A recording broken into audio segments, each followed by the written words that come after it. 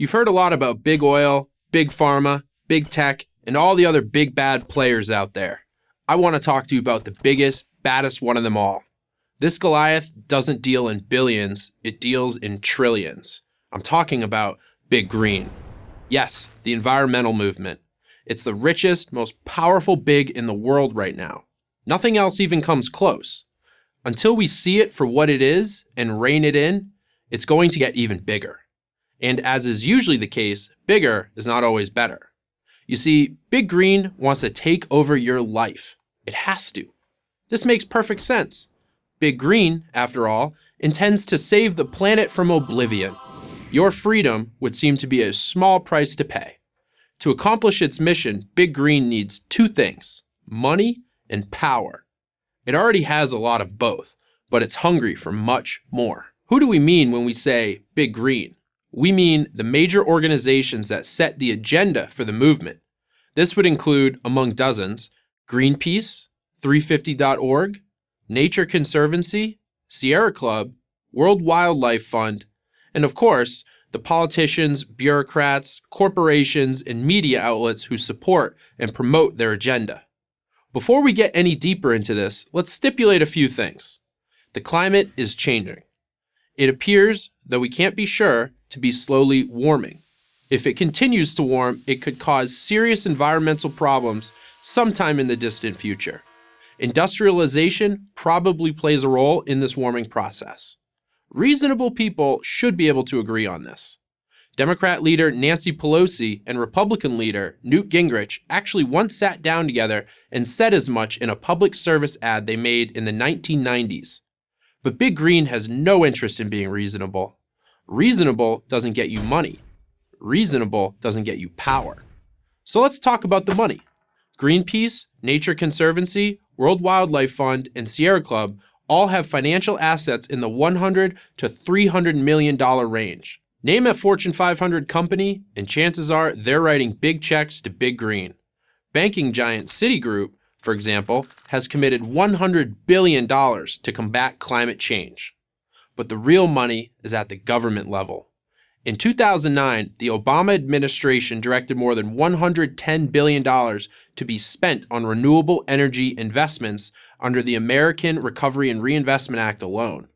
What the taxpayer got for this investment, other than long-forgotten $500 million boondoggles like Solyndra, is hard to say. According to the best economic models, the Paris Climate Accord will cost the world $1 to $2 trillion every year. Total cost for the Green New Deal? $52 trillion, minimum. But money is only a means to an end. The end is power. The power to transform society into what they think it should be. That's what this is really about. Here's how Shoykat Chakrabarti, the architect of the Green New Deal, described it to the Washington Post. It wasn't originally a climate thing at all. We really think of it as a how do you change the entire economy thing. Maybe you like all this, that's fine. But don't pretend it's about protecting the environment. Chakrabarti was being honest. You should be too. It's about transferring more and more power to the government at every level, federal, state, local. And the way to get the power is to gin up scary scenarios. The planet is burning. The seas are rising. We're all going to be dead soon unless we listen to those masters of disaster, Al Gore, Bill McKibben, and Greta Thunberg. And what have all their horror stories led to? A generation of young people who have nightmares about a planet burning up around them. Poor people who pay higher energy bills than they need to because of massive subsidies for wind and solar power. Millions of birds, including endangered ones, dying, sliced to pieces by wind turbines. Yet in the midst of all the planet is burning fear-mongering, the world is cleaner, healthier, and richer than it has ever been. Deaths from natural disasters are at all-time lows. Here's why. Human beings adapt when faced with climate problems. We're really good at it. We've been doing it for thousands of years. Sea levels rising? Build taller and better seawalls. That's what the Netherlands did. A good chunk of the country, including its international airport, is below sea level. Need more water? Spread the gospel of drip irrigation and desalinization.